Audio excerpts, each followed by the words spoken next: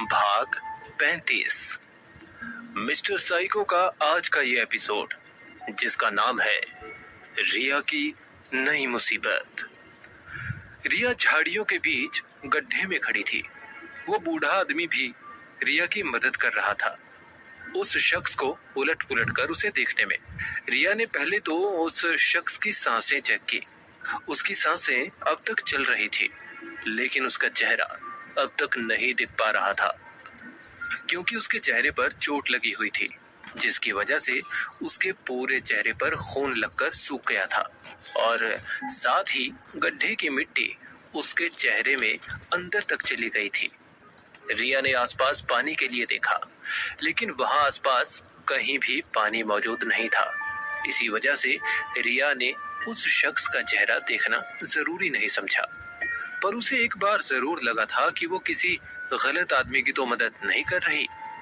हो सकता है कि वो कोई गुंडा या बदमाश हो, जिसे पुलिस ने जानबूझकर ऐसे मारकर फेंक दिया हो। यही सोच के जब रिया के हाथ मदद करने से रुक गए, तो उसे ख्याल आया, क्यों न इसकी जेब चेक की जाए, हो सकता है जेब में कुछ मिल जाए। रिया ने उस बूढ़े से कहा, जो रिया के ठीक बगल में ही खड़ा था, अंकल, मैं इसकी जेब चेक कर लेती हूँ पहले, ताकि पता तो चले ये आखिर है कौन। बूढ़े ने डरते हुए जवाब दिया, जैसा तुम्हें ठीक लगे बेटी, तुम एक डॉक्टर हो, तुम्हें मुझसे ज्यादा पता है क्या करना चाहिए। जो तुम्हें ठीक लगे वो ही करो। बूढ़े की इस बात से रिया को और ज्यादा हिम्मत मिल गई। रिया उस शख्स की जेबें टटोलने लगी। पहले तो उसे कुछ नहीं मिला, पर फिर उस आदमी की दाएं जेब में उसे कुछ होने का एहसास हुआ। रिया ने जेब में अपना हाथ डाला तो उसे एक पर्स मिला। रिया ने पर्स खोला और सामने पर्स में तस्वीर देख रिया के हाथ से पर्स छूटकर नीचे गिर गया। ओ माय गॉड, ये तो रिया के मुंह से डर के मारे बस इतना ही निकला। रिया को चौंकता देख बूढ़े ने उससे पूछा, क्या हुआ बेटी, कौन है ये और तुम इसे जानती हो क्या? बूढ़े को जवाब देते हुए रिया ने कहा, हाँ अंकल, मैं इन्हें जानती हूँ, बहुत अच्छे से जानती हूँ। ये इंस्पेक्टर गौरव शेट्टी है, मैं इनके साथ थाने में ही काम करती हूँ। क्या कहा? बूढ़े की चीख निकल गई। उसने आगे कहा, ये एक पुलिस अफसर है। हाँ अंकल, ये आज थाने नहीं आए थे, वहां सबको लगा कि इन्होंने छुट्टी ली है, पर सवाल ये है कि ये ऐसी हालत में यहाँ कैसे। रिया ने गंभीर भाव से सोचते हुए कहा। तभी सड़क पर कुछ आवाजें आई। आवाज कुछ लफंगों की थी, जो शराब के नशे में धुत होकर इसी रास्ते से ही जा रहे थे। आवाज सुन बूढ़े ने धीरे से कहा, बेटी, हमें इन लफंगों से बचना होगा। यह एक पुलिस वाला है, जरूर इसके साथ कुछ बड़ा हुआ है। बूढ़े की बात पर रिया ने हाँ में सर हिला दिया। दोनों लोग वहीं गड्ढे के कचरे में छुप कर बैठ गए। अंधेरी रात थी, चांद बादलों में छिपा हुआ था, इसी कारण वो दोनों दिखाई नहीं दे रहे थे। दोनों अंदर छुपे हुए थे कि तभी किसी के पास आने की आवाज आई। आवाज सुन लगा था कि कोई इनकी तरफ ही बढ़ रहा है। सड़क पर खड़े हुए एक लफंगे ने अपने साथी से कहा, अरे अंधेरे में कहाँ जा रही है लैला तू? जो झाड़ियों में घुसा चला जा रहा था। उस दूसरे लफंगे ने हंसते हुए कहा, मूतने भी नहीं देगा हरामी साले। लफंगा अपना काम कर ही रहा था कि अचानक उसे अपने पास किसी के होने का एहसास हुआ।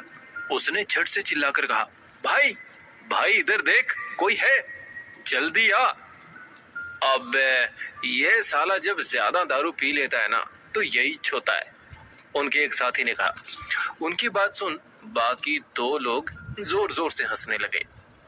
उस लड़के की बात सुन झाड़ियों में खड़े लड़के ने कहा, अबे चूतिए, इधर आना पहले, वहां क्या खड़ा बकवास कर रहा है?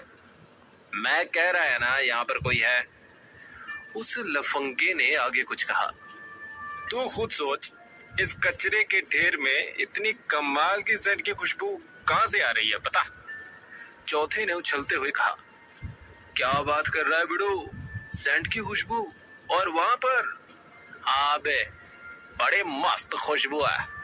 रुक, मैं देखता है। इतना कहकर उसने अपने फोन के टॉर्च को गड्ढे में मारा। उसे पहली बार में ही रिया के लंबे और खूबसूरत बाल दिखाई दे गए। अरे यहाँ तो कोई लड़की है भाई लोग, देखो तो जरा पास जाकर। उसके इतना कहते ही सारे लोग कचरे के ढेर की ओर दौड़ पड़े। जब दूसरे आदमी ने पास जाकर देखा तब तक उसे रिया का चेहरा दिख गया था। भाई लोग, ये वही फुलझड़ी है जो कुछ देर पहले सारन बिल्डिंग के नीचे टहल रही थी। आज तो रात का इंतजाम हो गया भाई लोग। इतना कहकर उस आदमी ने रिया का बायां हाथ पकड़ लिया। ये वही लोग थे जो कुछ देर पहले रिया की बिल्डिंग के पास लगे ठेले पर खड़े होकर रिया को घूर रहे थे। उन्होंने रिया को एक ही झटके में पहचान लिया, और तो और रिया भी उनको तुरंत पहचान गई। रिया ने अपना हाथ छुड़वाते हुए कहा, देखो, मैं यहाँ किसी की मदद करने आई हूँ, प्लीज मुझे छोड़ दो। रिया की बात सुन चारों जोर जोर से हंसने लगे। उनमें से एक ने कहा, हाँ तो करो ना मैडम मदद, हमें भी तो आपकी मदद की जरूरत है बहुत। क्यों भाई लोग? हाँ हाँ, करो करो करो मैडम जी, मदद करो, हमें आपकी बहुत जरूरत है। बाकी तीनों ने हंसते हुए कहा, छोड़ दो इसे वरना ठीक नहीं होगा। तभी बूढ़े ने कचरे के ढेर के नीचे से निकलते हुए कहा। उसे देख पहले गुंडे ने कहा, अब ये इधर क्या कर रहे रे? कहीं तो भी इस लड़की को दबोचने तो नहीं आया था। दूसरे ने बूढ़े का मजाक उड़ाते हुए कहा। तीसरे ने दूसरे के हाथ पर ताली मारते हुए कहा, नहीं नहीं, ऐसा तो नहीं हो सकता, क्योंकि ये और इनका रॉकेट दोनों अब रिटायर हो चुके हैं। और चारों जोर जोर से हंसने लगे। इतना मजाक के बाद अब वक्त आ गया था जब चारों अपना काम करते। चारों शराब से धुत थे, जिसके चलते उनको सही और गलत का अंदेशा बिल्कुल भी नहीं हो रहा था। दूसरे ने रिया पर अपना हक समझते हुए आदेश दिया, देख, तुम दोनों इसके हाथ को पकड़ो, और तू रे मुन्ना, तो इसके उस बूढ़े को भटक, बाकी मैं देख लूंगा। तभी तीसरे ने टोकते हुए कहा, ए रघुआ, पहले तू क्यों? मैं जाऊंगा पहले। तीसरे की बात पर रघु ने सभी को पीछे धक्का देते हुए कहा, सुनो बे, पहले मैंने देखा था इसे, इसीलिए पहला हक तो मेरा है। आई बात समझ? रघु के इस लॉजिक पर तीनों शांत हो गए। किसी ने कुछ भी नहीं कहा। तभी रिया का एक जोरदार लात रघु की छाती पर पड़ा। लात जोरदार थी, इसी कारण रघु दूर जाकर गिरा। अरे तेरी माँ की! तभी पहले वाले ने रिया पर हमला करते हुए कहा। रिया ने पहले वाले का हाथ मरोड़ दिया और तीसरे पर टूट पड़ी। तीसरा रिया के एक ही बार से गिर पड़ा। चौथा, जो सबसे कमजोर था, वो थर-थर कांपने लगा। रिया उसके पीछे जाती कि इससे पहले ही दूसरे वाले ने रिया के सर पर डंडे से वार किया। रिया को डंडा लगते ही वो वहीं कचरे पर गिर पड़ी। चल बे, पकड़ इसे। रघु के आदेश पर तीनों ने अपना अपना काम किया। साला आज जन्नत यही होगा, सोच कर ही साला जी मचल रहा है। ये कहते हुए रघु रिया के ऊपर आने ही वाला था, तभी बूढ़े ने चिल्लाकर कहा, सोच लो तुम सब, वहां उस कचरे के ढेर में एक इंस्पेक्टर पड़ा है, उसे कुछ लोगों ने नींद की गोली दी है, अगर वो जाग गया फिर समझ लो क्या होगा। बूढ़े ने अपना दिमाग लगाते हुए कहा। बूढ़े की बात सुन रघु दूर हट गया और बोला, क्या मतलब है? कौन पुलिस वाला? अबे देख तो जरा। रघु के साथ तीनों गौरव के पास गए, जहां वो निढाल होकर पड़ा हुआ था। मुन्ना ने गौरव का पर्स देखा। पर्स देखते ही उसके पैर थरथराकर कांपने लगे। अबे ये साला गौरव शेट्टी है बे, साला अगर सच में जाग गया ना तो मार कर भरता बना देगा। मुन्ना ने डर से कांपते हुए ये कहा।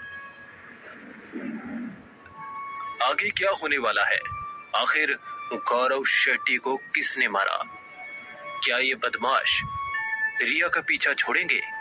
या उसकी मदद करेंगे, ये जानेंगे मिस्टर साइको के अगले भाग में। बने रहिए पॉकेट